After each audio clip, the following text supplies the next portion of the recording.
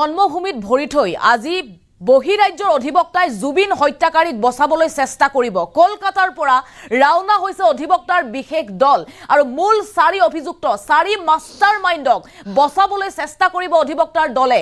অথলে যাব নেকি গৰিমা গাৰ্গৰ চকুপানী, অথলে যাব নেকি ৰাজ্যবাসীৰ ন্যায়ৰ দাবী, কিয়নো অসম উকিল সন্থাই জুবিন গাৰ্গৰ হত্যাকাৰীৰ হৈ ওকালতি নকৰাৰ সিদ্ধান্ত গ্ৰহণ কৰাৰ সময়তেই মূল 4 অভিযুক্তই লাভ কৰিছে অধিবক্তা আৰু সেই অধিবক্তাই আজি 4 অভিযুক্তক বচাবলৈ চেষ্টা কৰিব, জামিন দিয়াবলৈ চেষ্টা কৰিব। সমগ্ৰ ৰাজ্যবাসীয়ে বাট চাই আছে ন্যায়ৰ বাবে। গৰিমা গাৰ্গে কান্দি কান্দি কৈছিল যে সেইকেইটা মানুহ নহয়, সেইকেইটা অসুৰ আৰু অসুৰ বধ হ'বই লাগিব। আদালতৰ পৰা ওলাই আহি গৰিমা গাৰ্গে এই মন্তব্য কৰিছিল যেতিয়া প্ৰথমবাৰলৈ অভিযুক্তৰ সৈতে মুখামুখি হৈছিল গৰিমা গাৰ্গ। লগতে গৰিমা গাৰ্গে মন্তব্য কৰিছিল যে সেইকেইটাৰ কোনো অনুশোচনা নাই, সেইকেইটা অসুৰ বুলি অভিহিত কৰিছিল গৰিমা গাৰ্গে।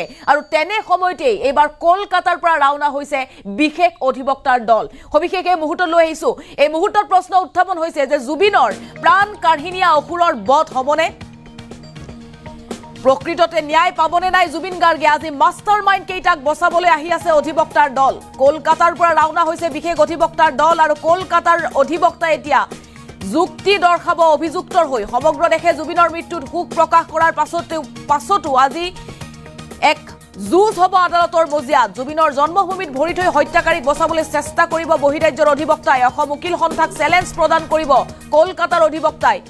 আৰু ইতিমধ্যে ৰাওনা হৈছে অধিবক্তাৰ দল। গৰিমা গাৰ্গে অসুৰ বুলি কোৱা সকলক বচাবলৈ কৰা হ'ব চেষ্টা। কান্দি কান্দি গৰিমা গাৰ্গে কৈছিল তেওঁলোক মানুহ নহয়, কোনো অনুশোচনা নাই। জুবিন গাৰ্গৰ যে মৃত্যু হৈ গ'ল, কোনো অনুশোচনা নাই সেইকেইটাৰ। গৰিমা গাৰ্গেহে অনুভৱ কৰি সংবাদ মাধ্যমৰ সন্মুখত শোক প্ৰকাশ কৰিছিল। কঠোৰৰ পৰা কঠোৰ শাস্তি বিচাৰি চৰকাৰলৈ পত্ৰ লিখিছিল জুবিন গাৰ্গৰ পৰিয়ালে। সেই অসুৰক জামিন দিয়াবলৈ আজি কৰা হ'ব চেষ্টা। ৰাজ্যই ন্যায়ৰ বাবে বাট চাই থকাৰ সময়ত হত্যাকাৰীৰ বিৰিঙিব নেকি হাঁহি? অভিযুক্তক বচাবলৈ কেতবোৰ তথ্য সংগ্ৰহ কলকাতাৰ দলটোৰ। হত্যাকাৰীৰ মুখত আজি হাঁহি বিৰিঙিব নেকি? 5জনকৈ অতিৰিক্ত লোক অধিবক্তা নিয়োগ কৰিছে চৰকাৰেও। গৰিমা গাৰ্গেও নিয়োগ কৰিছে নিজাববীয়া অধিবক্তা চৰকাৰী দলটোক সহায়ৰ বাবে। প্ৰদীপ্ত তামুলী নামৰ যুৱ অধিবক্তাজনক নিয়োগ কৰিছে জুবিন গাৰ্গৰ পৰিয়ালে। প্ৰদীপ্ত তামুলীয়ে চৰকাৰী অধিবক্তা দলটোক সহায় কৰিব। আজি শুনানিত চাৰ্জ ফ্ৰেম কৰা হ'ব অভিযুক্তসকলক। পূৰ্বৰ শুনানিত অমৃত প্ৰভাৰ চাৰ্জ ফ্ৰেম কৰিছিল আদালতে। আজি শুনানি অতিকৈ গুৰুত্বপূৰ্ণ শুনানি। অমৃত প্ৰভাৰ অধিবক্তা আনন্দ কুমাৰ ভূঞা আৰু গেব্ৰিয়েল সাহু। কলকাতাৰ অধিবক্তা অনিল মিশ্ৰই ওকালতি কৰিব সিদ্ধাৰ্থৰ হৈ। 4 অধিবক্তা আছে সিদ্ধাৰ্থৰ। ইয়াৰ লগতে মোহিত মিগলানী, অংকিত ধাৱন, সত্যম শ্ৰীভাষ সিদ্ধাৰ্থৰ অধিবক্তা। শ্যামকানুৰ অধিবক্তা সানি মুখাৰ্জী আৰু ৰাজদীপ বেনাৰ্জী। শেখৰৰ হৈ এছ কলিতা নামৰ অধিবক্তাই কৰিব ওকালতি। উচ্চতম ন্যায়ালয়ৰ অধিবক্তা অনিল মিশ্ৰই সিদ্ধাৰ্থৰ হৈ দিব যুক্তি। প্ৰদীপ্ত তামুলী নামৰ যুৱ অধিবক্তাজনক নিয়োগ কৰিছে জুবিন গাৰ্গৰ পৰিয়ালে।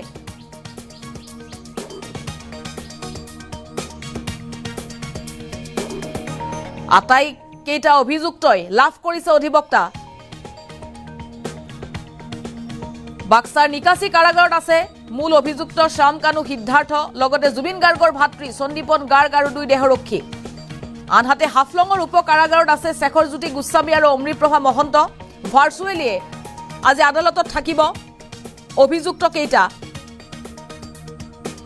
গৰিমা গাৰ্গৰ লগতে জুবিন গাৰ্গৰ পৰিয়াল উপস্থিত হ'ব আজি আদালতত। মাষ্টাৰ মাইণ্ড কেইটাক বচাবলৈ কলকাতাৰ পৰা ৰাওনা হৈছে অধিবক্তাৰ দল। যি সময়ত সমগ্ৰ ৰাজ্যই জুবিন গাৰ্গৰ ন্যায় বিচাৰি হাবাথুৰি খাইছে, সকলোৱে বাট চাই আছে জুবিন গাৰ্গৰ ন্যায় কেতিয়া জুবিন গাৰ্গে লাভ কৰিব। গৰিমা গাৰ্গে চৰকাৰলৈ পত্ৰ লিখিছে অতি শীঘ্ৰেই যাতে ন্যায় লাভ কৰে। লগতে অসুৰ বুলি সম্বোধন কৰিছিল গৰিমা গাৰ্গে অভিযুক্ত কেইটাক। কোনো অনুশোচনা নাই বুলি মন্তব্য কৰিছিল গৰিমা গাৰ্গে। গৰিমা গাৰ্গে অনুভৱ ব্যক্ত কৰি উচুপি উঠিছিল আৰু সেই অভিযুক্তক বচাবলৈ অধিবক্তা আহিব কলকাতাৰ পৰা। কলকাতাৰ অধিবক্তাই জুবিন হত্যাকাৰীক বচাবলৈ চেষ্টা কৰিব, তাকো জুবিন গাৰ্গৰ মাতৃভূমি জুবিন গাৰ্গৰ জন্মভূমিত থিয় হৈ জুবিন গাৰ্গৰ বিৰুদ্ধে যুক্তি প্ৰদান কৰিব, জুবিন গাৰ্গৰ হত্যাকাৰীৰ পক্ষত যুক্তি প্ৰদান কৰিব অধিবক্তাই।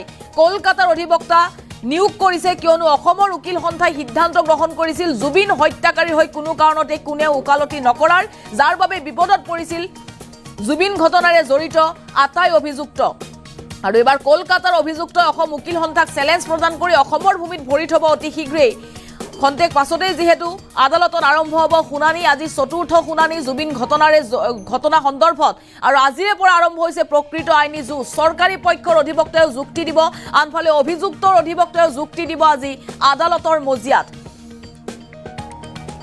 জুবিনৰ জন্মভূমি জুবিন গাৰ্গৰ জন্মভূমি থিয় হৈ জুবিন গাৰ্গৰ হত্যাকাৰীক বচাবলৈ চেষ্টা কৰা হ'ব সমগ্ৰ দেশে শোক প্ৰকাশ কৰাৰ পাছতো জুবিন গাৰ্গৰ মৃত্যুৰ পাছত উলাই আহিছে এডল অধিবক্তা আৰু সেই অধিবক্তাই জুবিন গাৰ্গৰ হত্যাকাৰীৰ মুখত হাঁহি বিৰিঙাব নেকি তাক লৈ প্ৰশ্ন উঠিছে আৰু আজিৰ শুনানিত সকলোৰে দৃষ্টি নিবদ্ধ হৈ আছে ইয়াৰ পূৰ্বৰ শুনানিত আদালতৰ পৰা উলাই আহি গৰিমা গাৰ্গে কি কৈছিল আগবঢ়াইছো মন্তব্য আমি দেখিছো যে ডিফেন্সে কিন্তু বাহিৰৰ পৰা এতিয়া বহুত নিজৰ হেৰিটো ষ্ট্ৰং কৰি তুলিছে গতিকে আমি আশা কৰিছোঁ আমি চৰকাৰক পুনৰবাৰ অনুৰোধ জনাইছোঁ আমি যিহেতু একদম আইনী প্ৰক্ৰিয়াটোৰ মাজত থাকিয়েই এই যুঁজখন কৰিব লাগিব গতিকে আমি চৰকাৰক পুনৰবাৰ অনুৰোধ জনাইছোঁ যিহেতু মুখ্যমন্ত্ৰী মহোদয়ে বছৰৰ প্ৰথম দিনটোতে তেওঁ ঘোষণা কৰিছিল যে এটা যিটো আমাৰ স্পেচিয়েল প্ৰজিকিউশ্যন আমাৰ যিটো পাব্লিক প্ৰজিকিউশ্যনৰ টীম এটা গঠন কৰি দিম বুলি কৈছিলে গতিকে সেইটো অতি শীঘ্ৰেই তেওঁলোকে যাতে খুব সবল এক্সপাৰ্ট আৰু এনেকুৱা ছিনিয়ৰ আমাক এডভকেট লাগিব যাৰ ওপৰত ৰাইজৰ আস্থা আছে তেওঁলোকৰ অভিজ্ঞতা আছে আৰু এক্সপাৰ্টিজ আছে গতিকে তেনেকুৱা এটা খুব ষ্ট্ৰং টীম লাগিব তেতিয়াহে আমাৰ আইনী যুঁজখন সবল হ'ব এই কোৰ্টত আৰু এতিয়া যিহেতু সকলোবোৰ এই আদালততে আছে গতিকে আদালততে আমাৰ যুঁজখন হ'ব সেইখিনি নহ'লে অভিযুক্তৰ লগত সেই যুঁজখন কিন্তু আমাৰ সবল নহ'ব আৰু আমি দেখিছোঁ এতিয়া আকৌ 15 দিনৰ পিছত এই অবজেকশ্যনটো হ'ব গতিকে তেনেকৈ দিনবোৰ পাৰ হৈ গৈ থাকিব যদি আমি এনেকৈ 15 দিন এমাহৰ মূৰেহে অকণমান আমি আগবাঢ়োঁ তেতিয়াহ'লেতো এই কেছটো বহুত দিন লাগিব আৰু 394জন উইটনেছ আছে ইয়াত সাক্ষী আছে সকলোকে আনি পেলাই এইটো কৰিবলৈ গ'লে এতিয়া যিটো কয় দশক পাৰ হৈ যাবগৈ আৰু তেনেকৈতো আমি ৰ'ব নোৱাৰোঁ কাৰণ জুবিন গাৰ্গৰ লগত সমগ্ৰ ৰাইজৰ সমগ্ৰ অসমৰ লগতে চৰকাৰৰ দায়িত্ব আছে মানে সেইখিনি আৱেগো আছে আৰু সেইখিনি মই ভাবোঁ অভিমানো থাকিব লাগিব গতিকে জুবিন গাৰ্গে ন্যায়টো পাবই লাগিব আমি সেইকাৰণে যিটো স্পেচিয়েল কোৰ্টৰ কথা আমি কৈ আছোঁ অনুৰোধ কৰিছোঁ ইতিমধ্যে মোৰ ফেচবুক পষ্টতো মই লিখিছোঁ কালি মই প্ৰেছ মিটতো কৈছোঁ আজিও পুনৰ চৰকাৰক পুনৰভাৱ অনুৰোধ জনাইছোঁ স্পেচিয়েল কোৰ্টখনৰ যাতে ব্যৱস্থা কৰে সোনকালে আৰু য'ত মানে ডে টু ডে হিয়াৰিং হৈ থাকে প্ৰতিটো বস্তু আৰু সোনকালে যাতে সেইখিনি আগবাঢ়ে গতিকে আমি আইনৰ গণ্ডিৰ মাজত থাকিয়ে যিহেতু এই গোটেই বিচাৰ প্ৰক্ৰিয়াটো শেষ কৰিব লাগিব সম্পন্ন কৰিব লাগিব আমি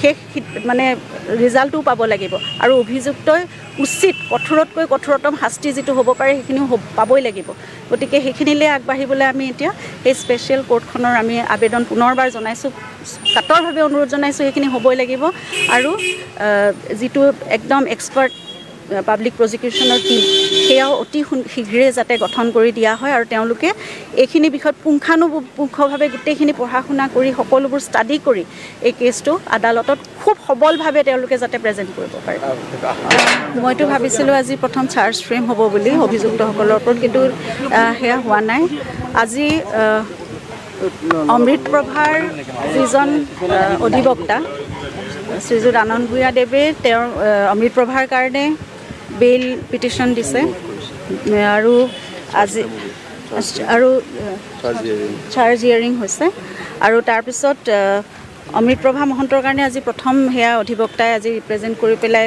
বেইলৰ কাৰণে পিটিশ্যন দিছে কিন্তু বেইল অবজেকশ্যন অহা যিটো তাৰিখ দিছে 17 জানুৱাৰী তাৰিখে সেইটো তাৰিখত হ'ব আৰু তাৰোপৰি আমি গম পাইছোঁ সিদ্ধাৰ্থ শৰ্মাই এতিয়া অধিবক্তা নিয়োগ কৰিছে অনিল মিশ্ৰা তেওঁলোক ভাৰ্চুৱেলি থাকিব সুপ্ৰিম কোৰ্টৰ অধিবক্তা বুলি আমি জানিব পাৰিছোঁ গতিকে অংকিত ধাৱন মোহিত মিগলানী ইত্যাদি কৰি তেওঁলোকৰ টীমটোত তেনেকুৱা মানে এছিষ্টেণ্ট তেওঁ থাকিব শ্যামকানু মহন্তয়ো বাহিৰৰ উকিল মই নামটো গম নাপালোঁ কলিকতাৰ উকিলৰ তেনেকুৱা টীম তেওঁলোক আহিছে গতিকে সকলোৱে নিজৰ অধিবক্তা এতিয়া নিয়োগ কৰিছে তাৰপিছত সন্দীপন গাৰ্গ আৰু পৰেশ বৈশ্যই আমাৰ লিগেল এইড যিজন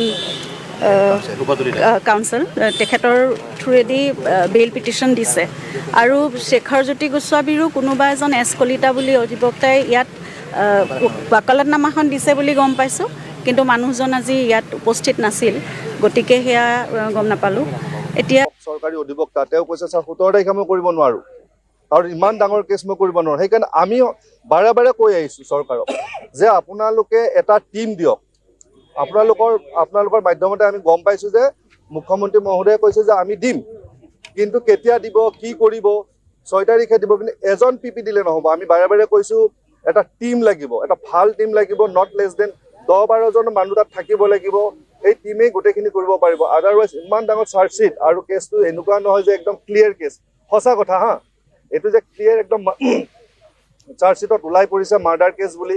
আজি যিটো দীঘলীয়া এটা হিয়াৰিং হ'ল, তাতে বহুতখিনি লুপ হোল আছে, নিশ্চয় থাকিব। গতিকে এটা ডাঙৰ টীম লাগিব। দৰকাৰ হ'লে যদি ফাৰ্ডাৰ ইনভেষ্টিগেশ্যন কৰিব লাগে, কোৰ্টৰ হাতত কিন্তু পাৱাৰ আছে। এতিয়াও কৈছোঁ, কোৰ্টৰ হাতত যথেষ্ট পাৱাৰ থাকে, যিকোনো মুহূৰ্তত ফাৰ্ডাৰ ইনভেষ্টিগেশ্যন কৰিব পাৰে, সেইটো কোৰ্টে দিব পাৰে। গতিকে এটা ভাল টীম থাকিলে, মই আমাৰ যোন চৰকাৰী মহামান্য অধিবক্তা আছে তেখেতক মই হেৰি কৰি কোৱা নাই, তেওঁ বেয়া বুলি মই কোৱা নাই, আকৌ বেলেগকৈ নাভাবিব, তেওঁ বহুত ভাল কৰি আছে।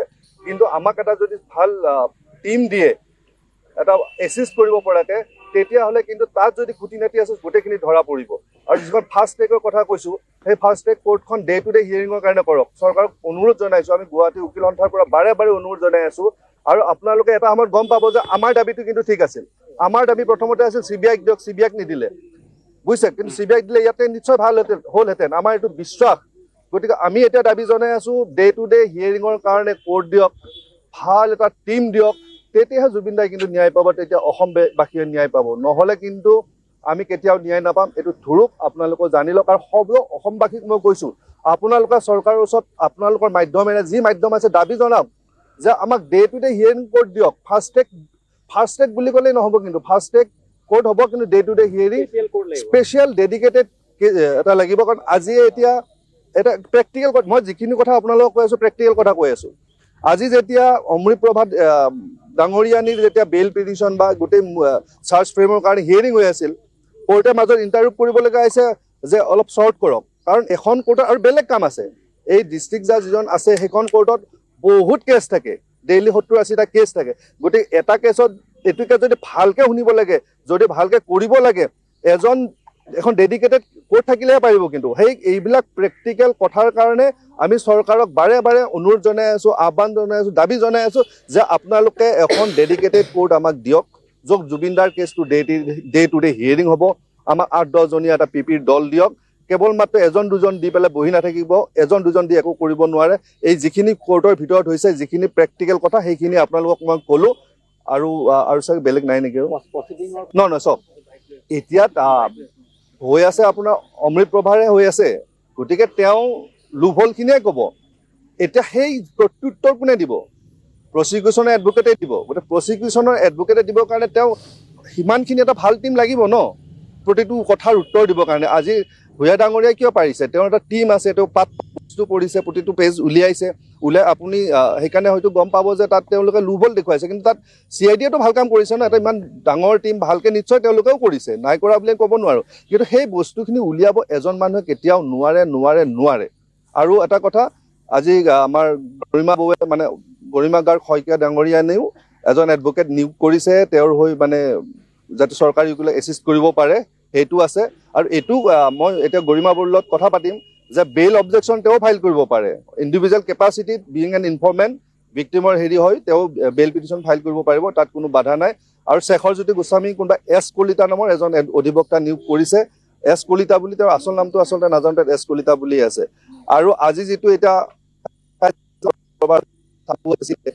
চাহু কিন্তু আজি একম্পেনিড বাই মিষ্টাৰ ভূঞা। গতিকে কথাবিলাক তেনেকুৱা ধৰণৰ। যদি আপোনালোকৰ কিবা হেৰি আছে